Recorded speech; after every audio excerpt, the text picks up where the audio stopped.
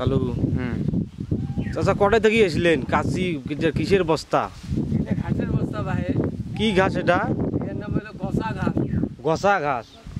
এটা জমি বাড়িতে হয়? এই ঘাসগুলো তুলি দিলে ধানের ফসল ভালো হবে। হ্যাঁ, ঘাসগুলো তুলি দিলে ধানের ফসল ভালো হবে। ধানের ফসলটা ভালো হবে। তো এগুলো কি কাটতে কি সারাদিন লাগে না? না, কিছুক্ষণ করি আর কি অবসর সময়, আর অন্যান্য কাজ করি। এই গসা ঘাসটা কিসের জন্য, কি কারণে হয়? এটা জমি শুকাইলে এই গসা ঘাসটা হয়। জমি শুকাইলে এই গসা ঘাসটা। তাহলে গসা ঘাসটাকে এখন কি করলে সেটা ওই জমি বাড়িতে আর হবে না? এটা আপনার গসা ধারণা? ঘাসটা যদি আপনি ছিপছিপেনি পানির মধ্যে 2 বার হাসরা দেন বা একবারে ভালো করে দেন, তাহলে আর গসা ঘাস আর হবে না। গসা ঘাস আর হবে না।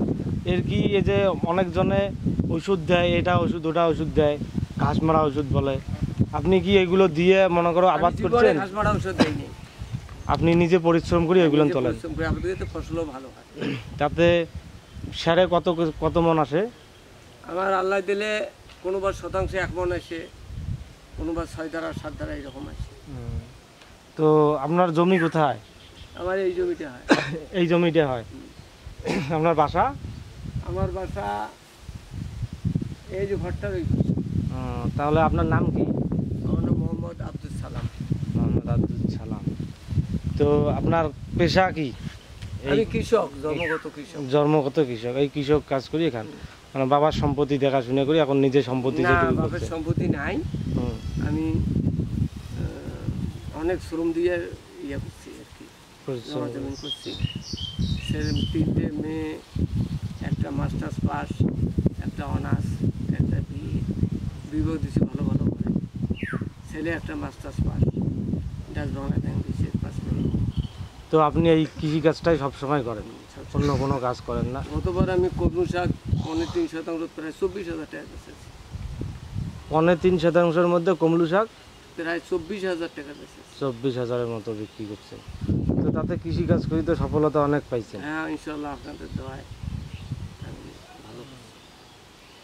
তো এইভাবে কাটলে ফলনটা ভালো হবে নাকি? না নিলেই তাও কোনো নাই, কিন্তু নিলে একটু আরো ভালো হয়। এখন তাহলে কি আপনি এগুলো নিয়ে কি করবেন? বাসায় যাবেন? গরুর দিব, গরুর ফিরে আবার বসে খাওয়া হবে। আমার জমিও পরিষ্কার হলো, গরুকেও খাওয়া হলো। জমিও পরিষ্কার হলো, গরুরও খাবার হলো, মানে দুইটাই হলো। তো এখন আসছেন কখন? আমি ভাঙা পাটা নিয়ে এলাম সকাল থেকে। এই খাওয়া দাওয়া করে আসি, প্রায় ঘন্টাখানিক করলাম। আবার যা নামাজ পড়বো, গোসল করি, আবার যা অন্য কাজ করবো। গরুরও খাওয়ানোর জন্য হলো, আর এইদিকে জমি বাড়িটাও পরিষ্কার হলো, তাহলে ফলনটা ভালো হবে। তা ঠিক আছে,